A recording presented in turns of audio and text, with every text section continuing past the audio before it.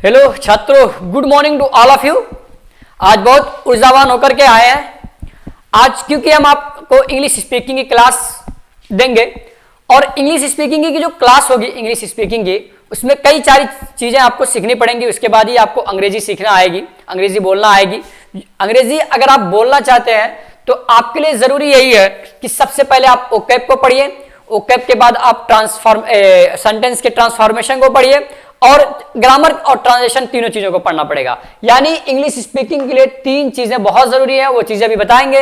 लिहाजा हमने ये वीडियो क्यों लाया, इसके बारे में भी चर्चा कर लेते हैं। इस वीडियो को मेरा लाने का मकसद सिर्फ यही है कि काफी सारे बच्चों ने मुझे मैसेज भी किए, मुझे पर्सनल व्हाट्सएप पर मैसेज किया। हमारे स्कूल के बच्चों ने, Rafi Ahmed Kidwai junior high school के बच्चों ने किया था, जो कि कराफोगर में स्थित है। और कुछ बच्चे हमारे कोचिंग के बच्चे थे, उन लोगों ने भी मैसेज किया कि सर इंग्लिश स्पीकिंग की क्लास शुरू करिए, अंग्रेजी शुरू करिए, क्योंकि जाहिर सी बात है इंग्लिश स्पीकिंग गांव के बच्चों के लिए बहुत मुश्किल काम है। इंग्लिश ही मुश्किल काम है, इसीलिए हम इस क्लास को लेकर के आए हैं। तो सबसे पहले जानते हैं कि अंग्रेजी सीखने के लिए क्या क्या चीजें जरूरी होती हैं, कैसे अंग्रेजी सीखेंगे, कैसे इंग्लिश स्पीकिंग आएगी आपको। तो इंग्लिश स्पीकिंग के लिए देखिए, इंग्लिश स्पीकिंग देखिए, एक चीज होता है कि आप लिख करके इंग्लिश स्पीकिंग चैटिंग के जरिए से या किसी भी जरिए से आप स्पीकिंग कर सकते हो, बोल सकते हो, लिख सकते हो। लेकिन जब आपको मुंह से किसी के सामने कन्वर्सेशन करना होता है किसी से, तब आपको इंग्लिश स्पीकिंग में मुश्किल होती है। इसी चीज को दूर करने के लिए हम इंग्लिश स्पीकिंग क्लास शुरू किए हैं। लिहाजा हम जल्द ही 2 लोगों के साथ, 3 लोगों के साथ लाइव क्लास के साथ इंग्लिश कन्वर्सेशन करेंगे और आप उससे फायदा उठाएंगे। तो इंग्लिश स्पीकिंग के लिए सबसे जरूरी चीज जो होता है, 3 चीजें जरूरी होती हैं। इंग्लिश स्पीकिंग आपको तभी आएगी, सबसे पहले आपको ओकैब पे पकड़ होनी चाहिए। ओकैबुलरी इसको कहते हैं, इसका मतलब होता है शब्दकोश, वर्ड मीनिंग जिसको कहते हैं शब्दकोश, ओकैब। उसके बाद आपको नंबर 2 जो आना चाहिए, वो आपको ट्रांसलेशन आनी चाहिए। ट्रांसलेशन के रूल्स ऑफ ट्रांसलेशन, क्योंकि यहां पर जो अंग्रेजी आप बोलोगे वो रूल के अकॉर्डिंग बोलोगे। ऐसा नहीं है कि जो भी चाहे जिससे अंग्रेजी वर्ड जोड़ते चले जाओ वो अंग्रेजी हो जाएगी, नहीं। रूल्स ऑफ ट्रांसलेशन यानी ट्रांसलेशन के नियम पढ़ोगे। उसके बाद एक तीसरी चीज जो पढ़ोगे वो ग्रामर पढ़ोगे। ये 3 चीजें अगर आपको आती हैं तो आप अंग्रेजी इंग्लिश स्पीकिंग कर सकते हो, स्पीकिंग आपको आ सकती है। तो स्पीकिंग के लिए सबसे पहली चीजें आपको ओकैब आनी चाहिए। तो हम तो यही जानते हैं और हमारा पढ़ाने का तरीका भी यही होगा कि हम सबसे पहले ओकैब पढ़ाएंगे, सुबह में ओकैब की क्लास लेके आएंगे और शाम में आपको ग्रामर पढ़ाएंगे। और एक मरतबा जब ग्रामर खत्म हो जाए, ग्रामर के साथ ही साथ कुछ रूल्स हम ट्रांसलेशन के शुरू कर देंगे, ठीक है ना। तो सबसे पहले आज की जो क्लास होगी, क्योंकि हम आज ये क्लास शुरू कर रहे हैं, इसलिए आज हम सबसे पहले जो पढ़ाएंगे वो आपका ओकैब का सेशन होगा। तो हेडिंग डालेंगे बच्चों, ओकैबुलरी।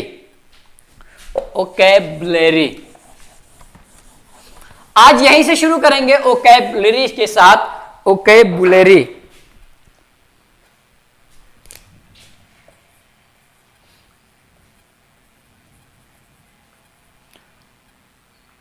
ओकैबुलरी, इसको हिंदी में कहते हैं शब्दकोश। इसका मतलब होता है शब्दकोश, वर्ड पावर, वर्ड मीनिंग।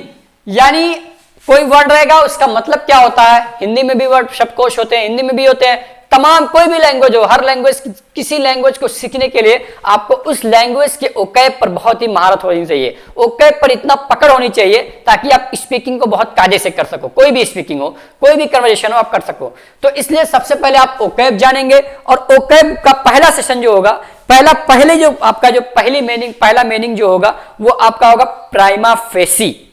पहला वर्ड लिखिए बच्चों, प्राइमा फेसी, PRI, प्राइमा लिख रहे हो ना, प्राइमा फेसी, प्राइमा फेसी।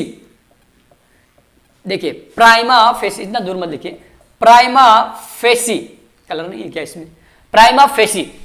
देखिए प्राइमा, ये वर्ड आपने बहुत बार तो सुना होगा, प्राइमरी स्कूल, प्राइम से बना हुआ है, प्राइम का मतलब होता है पहला, प्राथमिक, शुरुआती, बिल्कुल प्राथमिक। आपने हिंदी में देखा होगा प्राथमिक, बहुत पहला, प्राइमरी, प्राथमिक विद्यालय, यहां से सुना होगा आपने। प्राइमरी जो स्कूल पढ़ते हैं, जो आपकी शुरुआती एजुकेशन होती है, वो कहां पर होती है, प्राइमरी में नहीं होती है क्या।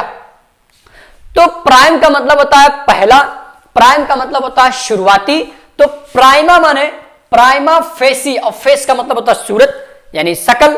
तो पहली शक्ल, इसका मतलब क्या हुआ? पहली नजर में। तो प्राइमा फेसी का मतलब होता है पहली नजर में, लिख लीजिए पहली नजर में। ठीक है ना। अगर आप चाहें तो इसका एग्जाम्पल भी लिख सकते हो कि मैं उसे पहली नजर में ही पसंद कर लिया हूं, या मैंने उसे पहली नजर में पसंद कर लिया है। ठीक है ना, पहली नजर में पसंद कर लिया है। तो इसका ट्रांसलेशन होगा I have liked, I have liked, I have liked her in prima facie, I have liked her in prima facie, prima facie, मैंने उसे पहली नजर में पसंद कर लिया है। ये इसका जो है पहला एग्जाम्पल होगा। प्राइमा फेसी का मतलब होता है पहली नजर में। तो अंग्रेजी में एक चीज और बहुत जरूरी होती है कन्वर्जेशन में, वो आपका प्रोनाउंसिएशन होता है। तो प्रोनाउंसिएशन की क्लास हम शुरू करेंगे, ऐसे धीरे धीरे इसी में बताएंगे। आई हैव, अब देखिए चूंकि मुझे इसको पढ़ना, I have like her in prima facie. आपको अंग्रेजी जितने ज्यादा मुंह टेढ़ा करके बोलेंगे उतने बेहतरीन आपकी अंग्रेजी निकलेगी। आई हैव, अब देखिए आई हैव नहीं कहोगे इसको, I have liked her in prima facie, liked. अब आपको यहां पर लाइक्ड नहीं कहना है, आपको अंग्रेजी इस तरह बोलना है कि सुनने वाले को भी अच्छा लगे। I have liked her in prima facie, मैंने उसे पहली नजर में ही पसंद कर लिया है। अब देखिए पहला वर्ड था प्राइमा फेसी, लिख लिया बच्चों। दूसरा वर्ड लिखिए, देखिए सबज्यूडाइस, सबज्यूडाइस ये बहुत ही मशहूर वर्ड है, आपने सुना होगा वकील लोगों को बहस करते हुए।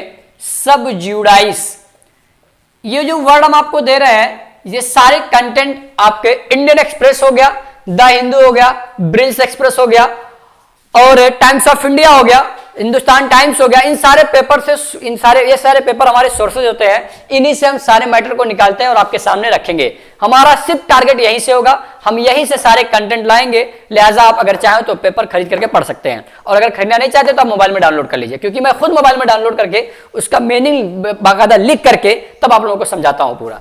और ये क्लास भाई रेगुलर जारी रहेगी जब तक आप इंग्लिश स्पीकिंग आपको आ ना जाए। हम तब तक पढ़ाएंगे जब तक आपको स्पीकिंग कायदे से ना आ जाए, हम स्पीकिंग कराएंगे। तो सबज्यूडाइस, अब बहुत मरतबा ये वर्ड सुना होगा सबज्यूडाइस, आपने सुना है। ये मामला कोर्ट के विचाराधीन में है भी, ये मामला कोर्ट के विचाराधीन में है। तो इसका मतलब होता है सबज्यूडाइस का मतलब होता है अदालत के विचाराधीन या कोर्ट के विचाराधीन, अदालत के विचाराधीन। ठीक है ना। अब इसका अगर एग्जाम्पल समझना हो क्यों लिख सकते हैं, this matter is under sub judice, this matter is under sub judice, is under sub judice. यह मामला कोर्ट के विचाराधीन है, या अंडर नहीं लगाओ तब भी चल जाएगा। दिस मैटर इज सबज्यूडाइस, यह मामला कोर्ट के विचाराधीन में है। ठीक है ना। तो दूसरा मीनिंग हो गया। तीसरा मीनिंग लिखेंगे लैप्स, लैप्स बहुत आसान सी मीनिंग है। लैप्स, लैप्स का मतलब होता है कमी या समय का बीत जाना, या समय का बीत जाना। ठीक है ना। कमी, लैप्स माने कमी या समय का बीत जाना। तो समय का बीत जाना यानी जैसे कोई आप खुशनुमा माहौल आपने देखा होगा पहले, या कभी आपने खुशनुमा माहौल या खुशनुमा समय या बहुत अच्छा समय आपने बिताया होगा और वो समय बीत गया तो उसी को कहेंगे लैप्स। या अगर कोई चीज से कमी हो गई है तो उसे कहेंगे लैप्स। लैप्स माने कमी, समय का बीत जाना, यानी हमारे स्कूल का समय बीत गया है।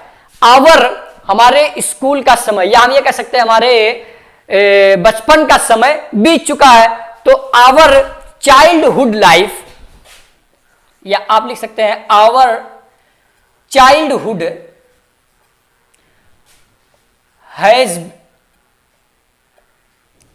लैप्स्ड, हमारा बचपना बीत चुका है।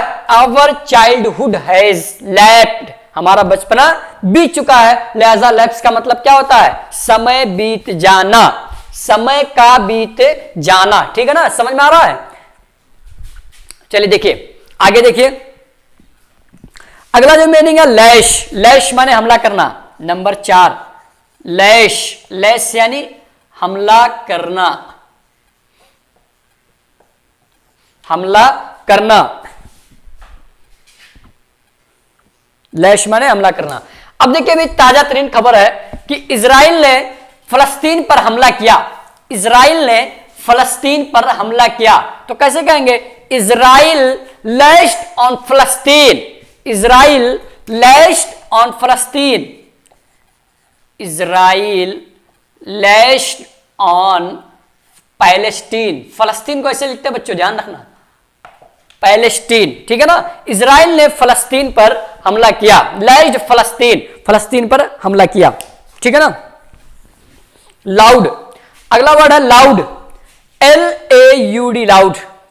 देखिए बहुत आसान सी मीनिंग है, डेली यूज होने वाली मीनिंग है। लाउड का मतलब होता है प्रशंसा करना,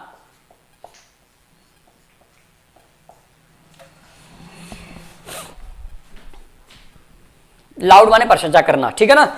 अब देखिए किसी ने आपकी प्रशंसा की, बड़ाई की, तो उसे कहेंगे लाउड, लाउड माने प्रशंसा करना। जैसे कहते हैं उसने मेरी बड़ाई की, उसने मेरी प्रशंसा की, या वो मेरी प्रशंसा करता है, वो मेरी प्रशंसा करता है। ही लाउड्स मी, ही लाउड्स मी, ही लाउड्स टू मी कह सकते हैं, ही लाउड्स टू मी, वो मेरी प्रशंसा करता है। ठीक है ना।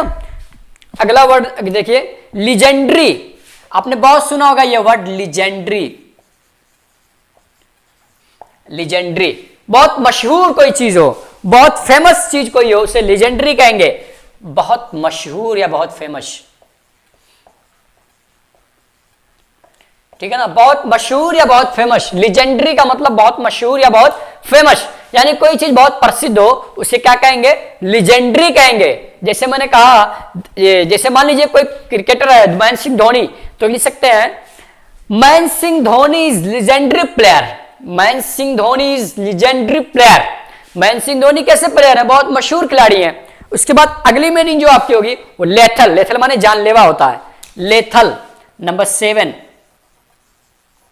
लेथल यानी जानलेवा, लोथल नहीं, आपने हिस्ट्री में पढ़ा होगा लोथल, जो बच्चे हिस्ट्री में पढ़े होंगे, जानलेवा यानी कोई चीज आपके लिए हमला हानिकारक हो या आपके जान के लिए खतरा हो, उसी को क्या कहेंगे? लेथल कहेंगे, या उसी को क्या कहेंगे? जानलेवा। ठीक है ना।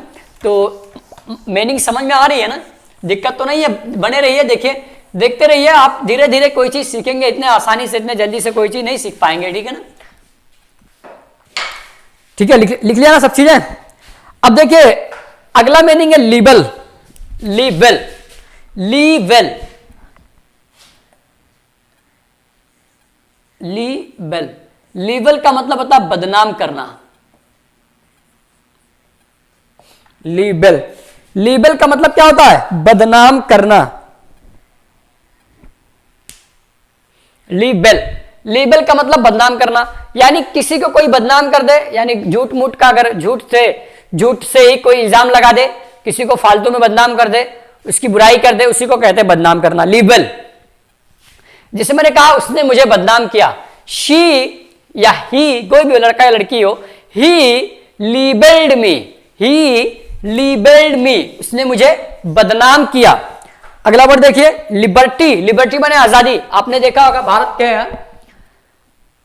भारत के संविधान की जो प्रस्तावना है उसमें लिबर्टी का वर्ड आया हुआ है, तो लिबर्टी का मतलब होता है आजादी,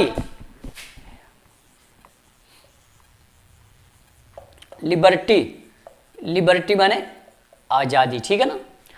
अगला वर्ड जो आपका है, अगली मीनिंग जो है वो आप वो भी लिख लीजिए, जल्दी लिखिए भाई। एप्रिसिएट, एप्रिसिएट माने सराहना करना, एप्रिसिएट यानी सराहना करना। आप किसी की बड़ाई करते हैं उसी कहते हैं एप्रिसिएट। जैसे वो मेरी सराहना करता है, ही अप्रिशिएट्स मी, ही अप्रिशिएट्स मी, ही अप्रिशिएट्स, बताएंगे क्यों सेट्स लग रहा है, अप्रिशिएट्स मी, वो मेरी सराहना करता है। अगला वर्ड लिखिए लिटिगेशन, लिटिगेशन यानी मुक्केबाज। आपने देखा होगा मुक्केबाज के खिलाड़ी को, मुक्केबाज के खिलाड़ी को देखा है ना, मुक्केबाज। अगला वर्ड लिखिए ऑप्टिमिस्टिक, आशावादी, ऑप्टिमिस्टिक माने आशावादी। अब सवाल ये है कि आशावादी क्या चीज है, शुद्ध हिंदी है। आशावादी माने किसी आप कभी भी आपके अंदर नेगेटिव थिंग्स नहीं आते, कभी भी जो है निगेटिव थिंग्स नहीं आते हैं। आप हमेशा किसी चीज से उम्मीद ही लगाए रहते हैं, यानी आपको भरोसा होता है किसी काम को करते हैं तो उसी को आशावादी, यानी आप हमेशा भरोसेमंद रहते हैं हर चीज को लेकर। फिर लिखिए रिकमेंड, आखिरी वर्ड है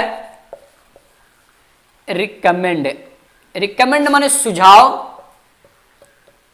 सुझाव, रिकमेंड माने सुझाव या सिफारिश करना, यह भी एक मीनिंग है, सिफारिश करना। रिकमेंड माने सुझाव या सिफारिश करना। तो ये 15 मीनिंग हमने आपको लिखाया, ये बहुत ही यूजफुल मीनिंग है। आज शामी में हम इंग्लिश स्पीकिंग की पहली क्लास शुरू कर देंगे, लिहाजा आप इस पूरे मीनिंग्स को अपने अच्छे तरीके से याद कर लीजिए और हमेशा बार बार याद करने का तरीका यही, एक बार पढ़िए, दिल से पढ़िए, उसके बाद मरतबा बंद करके खुद से किसी को दीजिए, उससे पूछे मुझसे, तो आप पूरी मीनिंग को याद करिए। 15 दिन यानी एक दिन में आप 15 मीनिंग अगर याद करते हो तो एक बार बताइए 30 दिन में कितना मीनिंग याद करोगे, 450 दिन। और अगर आप ऐसे 5-4 महीने मेहनत करते हो तो 450 गुणे 4 कितना हो जाएगा, 4 शून्य 4 पंचे 20, 1800 मीनिंग आप याद कर लिए तो आप अंग्रेजी बहुत कायदे से बोल सकते हो। तो लिहाजा इस चैनल पर बने रहिए। हमारा एक बार तो फिर आपसे रिक्वेस्ट है कि हमारे चैनल को लाइक करिए, शेयर करिए, सब्सक्राइब करिए और ज्यादा से ज्यादा दोस्तों को जोड़िए इस चैनल से। हम आपको अच्छे यूजफुल कंटेंट लेके आएंगे। धन्यवाद, शुक्रिया।